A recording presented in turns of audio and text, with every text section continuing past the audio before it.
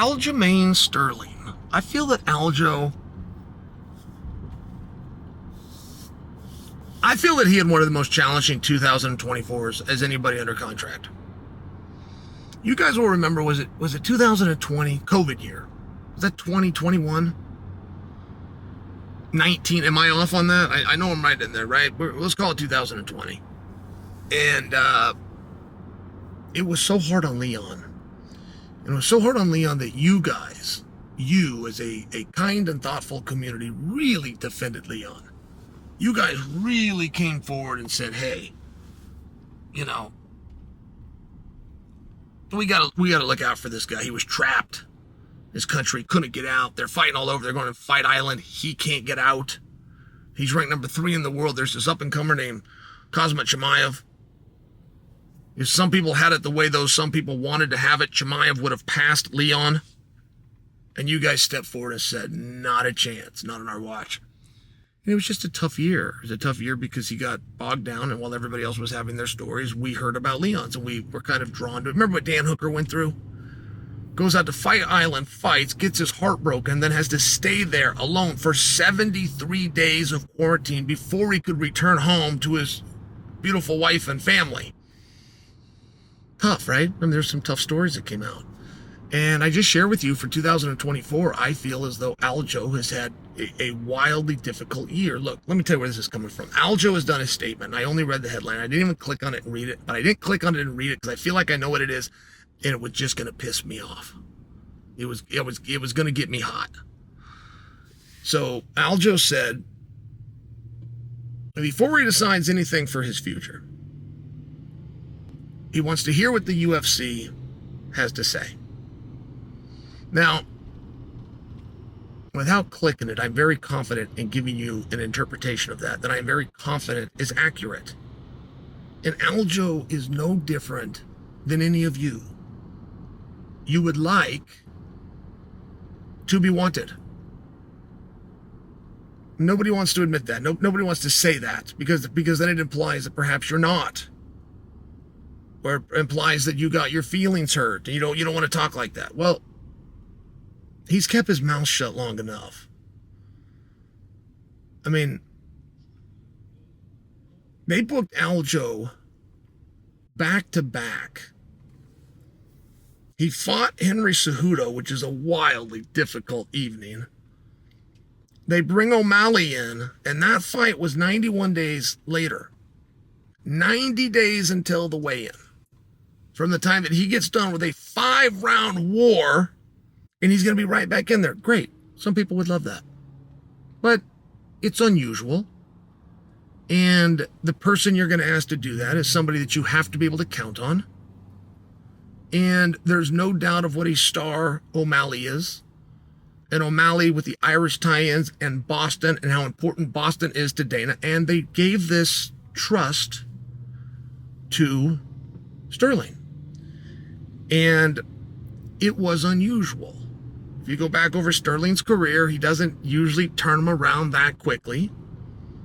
And whether that played a hand in costing him his title or not, we will never know, because he never once used it as an excuse. In fact, you've probably never even heard the story until I just said it right now. And you look back in your mind and go, yeah, Chael's right.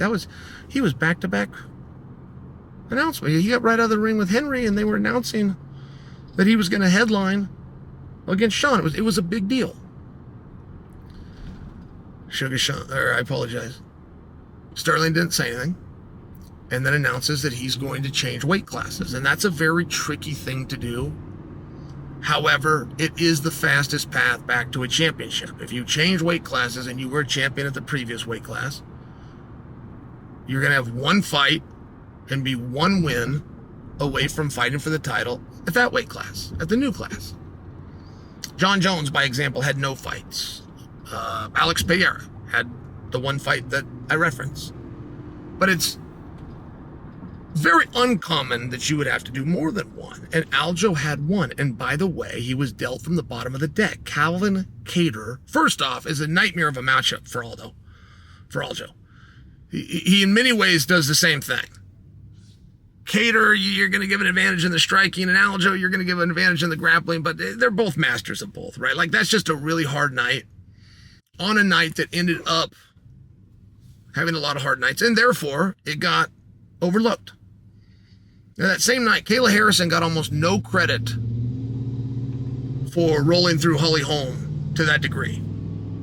Rolled through Holly Holm in a way that nobody in combat, and that includes kickboxing and boxing, has ever gone through Holly Holm. She got almost no credit, but it was because of the night. Aljo found himself in the same spot.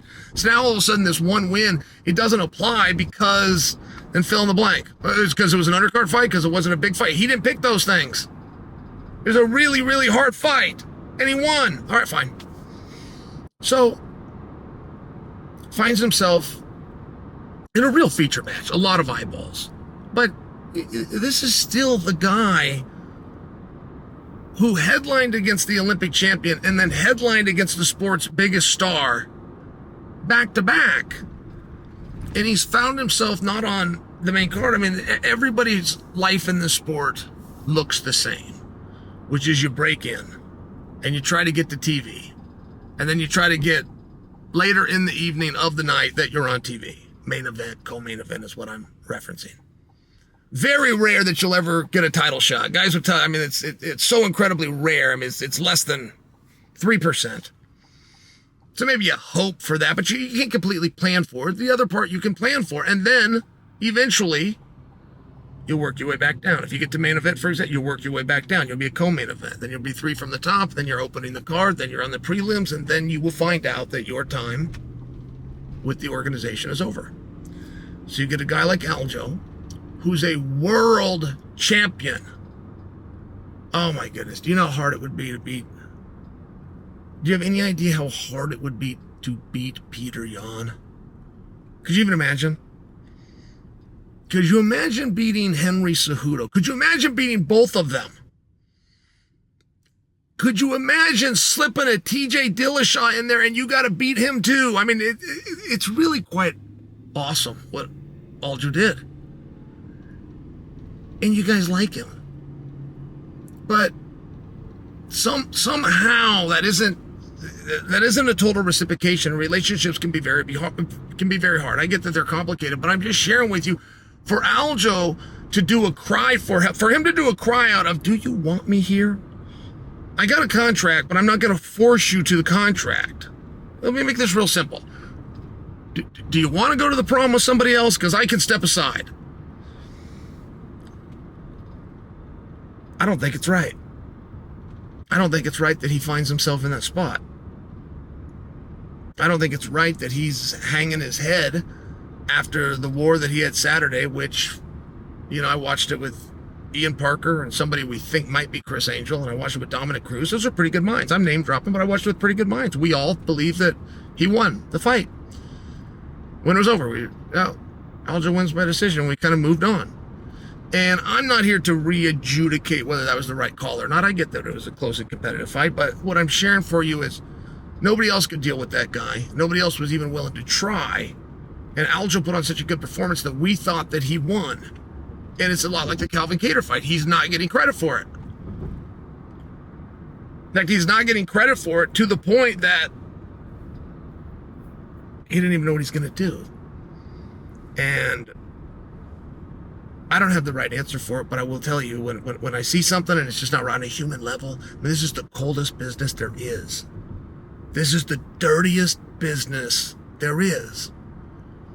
And there's some things that happen that even by that standard shouldn't be happening.